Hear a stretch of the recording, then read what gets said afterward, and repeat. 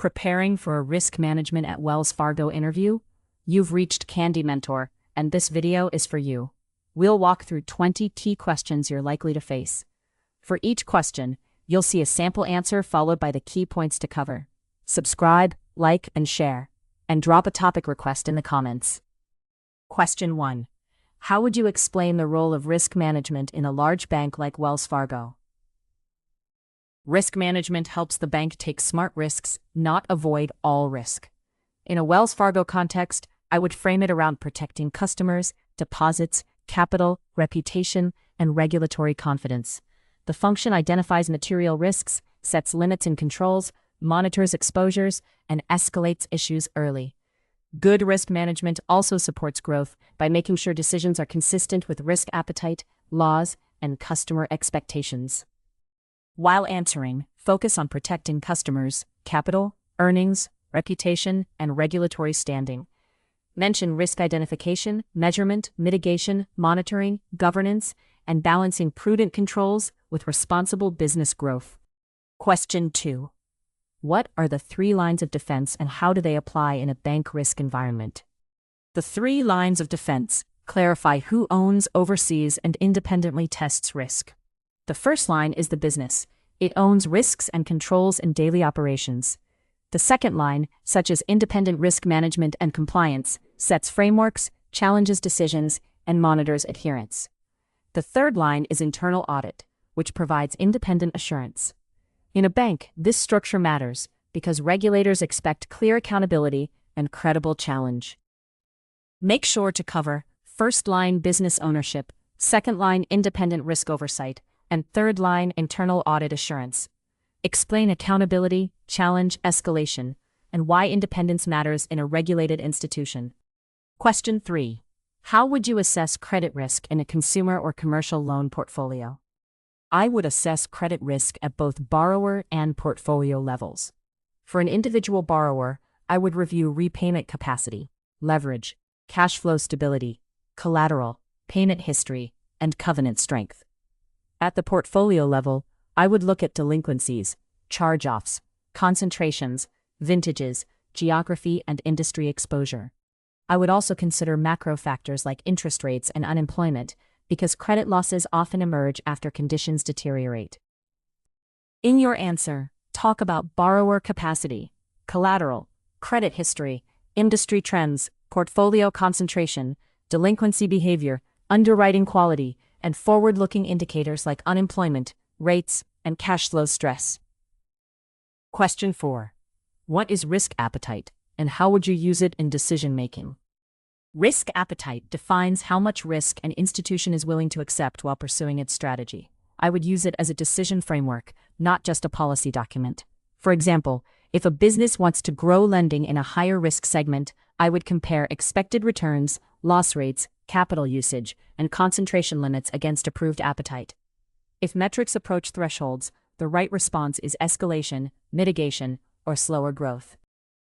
Be sure to mention board-approved limits, qualitative statements, quantitative thresholds, escalation triggers, business alignment, and how risk appetite converts strategy into measurable guardrails for day-to-day decisions. Question 5. Tell me about a time you identified a risk or control issue. What did you do? In a prior process review, I noticed reconciliations were being completed, but exceptions were not consistently aged or escalated. I documented examples, quantified the exposure, and discussed the pattern with the process owner before raising it formally. We updated the procedure, added aging thresholds, assigned exception owners, and created a monthly reporting dashboard. The key lesson was that a control is only effective if unresolved breaks are visible and acted on. While answering, use a STAR structure and highlight ownership, root cause analysis, evidence gathering, stakeholder communication, remediation, and follow-up testing. Emphasize transparency and escalation rather than blaming individuals. Question 6. How do you distinguish between inherent risk, residual risk, and control effectiveness? Inherent risk is the level of risk before considering controls. Residual risk is what remains after controls are applied. Control effectiveness is the assessment of whether those controls are designed properly and operating as intended. For example, wire transfer fraud has high inherent risk. Dual approval, callback procedures, and transaction monitoring reduce that risk. If those controls are bypassed or poorly evidenced, residual risk may still be high. Make sure to define each term clearly and connect them.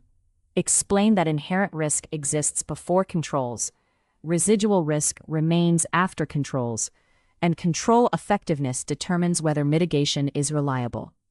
Question 7. What key risk indicators would you monitor for an operational risk function?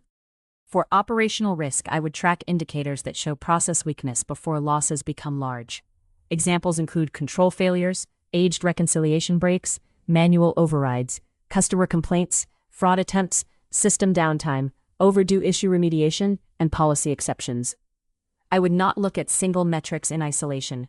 The trend, severity, business context, and correlation across indicators are what help determine whether risk is increasing and whether management action is needed. In your answer, include measurable KRIs such as control breaks, processing errors, complaints, fraud events, overdue issues, system outages, staff turnover, reconciliation breaks, policy exceptions, and trend-based escalation. Question 8. How would you approach a risk control self-assessment, or RCSA? I would start by understanding the process end-to-end. Inputs, systems, handoffs, approvals, and outputs. Then I would identify key risks and map the controls meant to mitigate them. The assessment should evaluate both design and operating effectiveness, using evidence, not just interviews. If gaps exist, I would rate the residual risk, assign ownership, set remediation dates, and monitor progress. Strong RCSAs also require credible challenge from risk partners. Be sure to cover process mapping, identifying key risks, evaluating controls, testing evidence, rating inherent and residual risk, documenting gaps, assigning action plans, and challenging overly optimistic self-assessments. Question 9. What is issue management, and what makes remediation effective? Issue management is the process of logging, owning, remediating, validating, and closing control or risk gaps. Effective remediation starts with root cause, because fixing symptoms usually leads to repeat findings. I would expect clear ownership, realistic milestones, documented evidence, and independent validation before closure.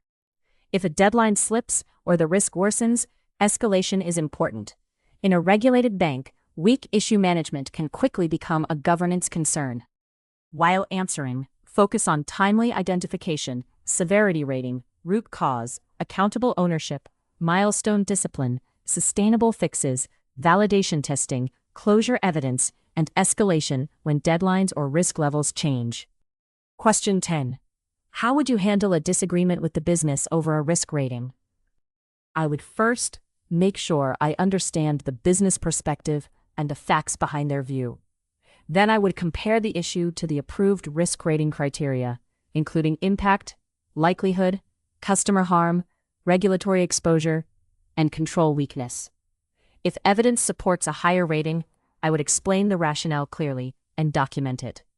If we still disagree, I would escalate through governance channels while keeping the discussion professional and focused on risk. Make sure to show professional challenge, evidence-based reasoning, listening to the business context, using policy criteria, documenting the rationale, escalating appropriately, and preserving a constructive relationship. Question 11. What does model risk mean, and why is it important in banking? Model risk is the risk of loss, poor decisions, or regulatory problems from inaccurate models or models used incorrectly. Banks rely on models for credit scoring, fraud detection, pricing, capital, stress testing, and reserves. I would manage model risk through inventory controls, independent validation, assumption review, data quality checks, performance monitoring, and clear usage limits. Even a statistically strong model can create risk if conditions change or users misunderstand its limitations. In your answer, define model risk as potential adverse outcomes from incorrect or misused models. Mention credit scoring, stress testing, validation, assumptions, data quality, governance, monitoring, and regulatory expectations. Question 12. How would you explain stress testing to a non-risk stakeholder? Stress testing asks, what happens if conditions become much worse than expected? For a bank, that could mean rising unemployment, falling asset values, deposit pressure, higher defaults, or market volatility. The goal is to estimate the impact on losses, capital, liquidity, and earnings before a crisis occurs. It helps management decide whether to adjust limits, build reserves, raise capital, or reduce exposures. Be sure to describe stress testing as a forward-looking tool that evaluates severe but plausible scenarios. Include capital adequacy, liquidity, credit losses, earnings pressure, assumptions, governance, and management actions. Question 13. What risk lessons should a candidate understand when interviewing with Wells Fargo? For Wells Fargo, I would show awareness that conduct risk, customer trust, and controlled discipline are central themes. The lesson is not just that controls must exist, but that incentives, escalation, governance, and accountability must support ethical outcomes. I would emphasize transparency, customer impact, and sustainable remediation. In an interview, I would be careful and professional. The point is to show that I understand why strong risk culture matters.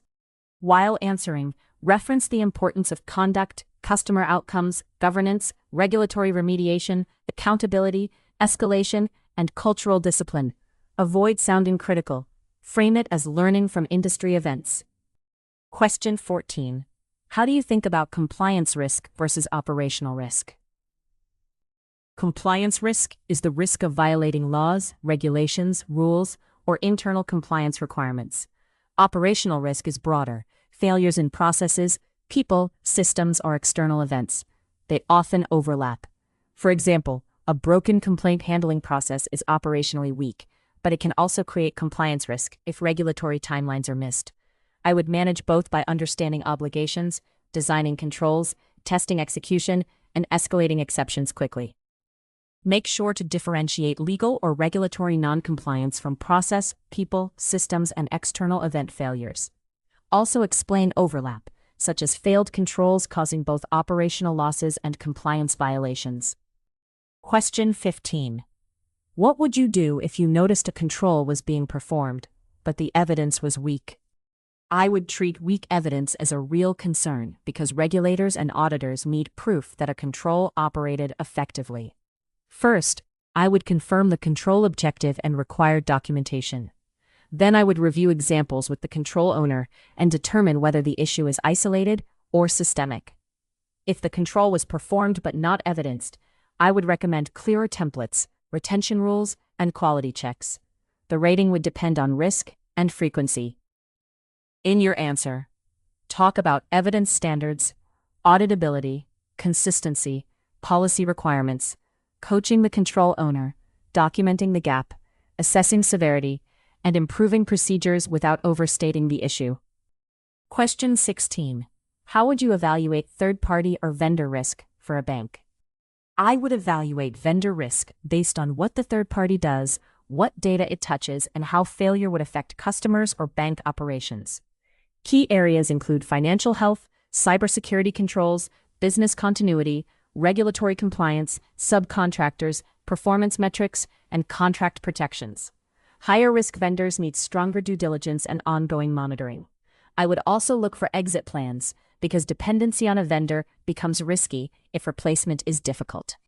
Be sure to cover criticality, data access, customer impact, financial stability, cybersecurity, business continuity, regulatory compliance, contract terms, service levels, ongoing monitoring, and exit or contingency planning. Question 17. What is liquidity risk, and why is it especially important for banks? Liquidity risk is the risk that a bank cannot meet cash obligations when due without taking unacceptable losses. Banks are especially sensitive because they fund longer-term assets like loans with shorter-term liabilities like deposits. I would monitor deposit trends, funding concentration, cash flow forecasts, collateral availability, and stress scenarios. Strong liquidity management includes diversified funding, high-quality liquid assets, and contingency plans. Confidence is critical because liquidity problems can accelerate quickly. While answering, define liquidity risk as inability to meet obligations without unacceptable loss. Mention deposits, funding sources, cash flow stress, contingency plans, high-quality liquid assets, confidence, and regulatory ratios. Question 18. How would you identify and escalate emerging risks? I would identify emerging risks by combining data trends with judgment. Internally, I would watch KRIs, losses, complaints, audit findings, policy exceptions, and business changes. Externally, I would track regulation, macro conditions, technology threats, industry events, and competitor issues. If signals suggest increasing exposure, I would summarize the evidence, potential impact, uncertainty, and recommended action. Escalation should happen early, even if the risk is not fully quantified. Make sure to mention scanning internal and external signals, trend analysis, scenario thinking, stakeholder input, KRIs, customer complaints, regulatory changes, economic data, escalation thresholds, and governance forums. Question 19. Describe how you would prepare for a regulatory exam or audit request. I would start by clarifying the request, scope, deadline, and owner for each item. Then I would collect evidence, check it for completeness and consistency, and make sure it directly supports the response. I would coordinate with subject matter experts, maintain a request tracker, and keep version control tight. If there is a gap, I would not hide it. I would explain the status, root cause, and remediation plan. In your answer, focus on understanding request scope, gathering complete evidence, validating accuracy, maintaining version control, coordinating SMEs, meeting deadlines, being transparent about gaps, and avoiding unsupported statements. Question 20. Why do you want to work in risk management at Wells Fargo? I am interested in risk management because it sits at the intersection of analytics, judgment, controls, and customer trust. Wells Fargo's scale makes the work meaningful. Risk decisions can affect millions of customers and many business lines. I also see strong learning opportunities in governance, regulatory expectations, credit, operational risk, and issue management. My fit is that I like structured problem solving, clear documentation, and making decisions that balance business goals with responsible risk-taking. Be sure to combine motivation for banking risk, interest in governance and controls, Wells Fargo's scale, customer impact, learning opportunity, and a credible personal fit with analytical work and ethical decision-making. If you are still with us, congratulations. You are much ahead of the rest and serious about preparing for your interview. We hope we were able to add value to your preparation and create some helpful content. Do not forget to like and share this video. Your small act can do great things for us.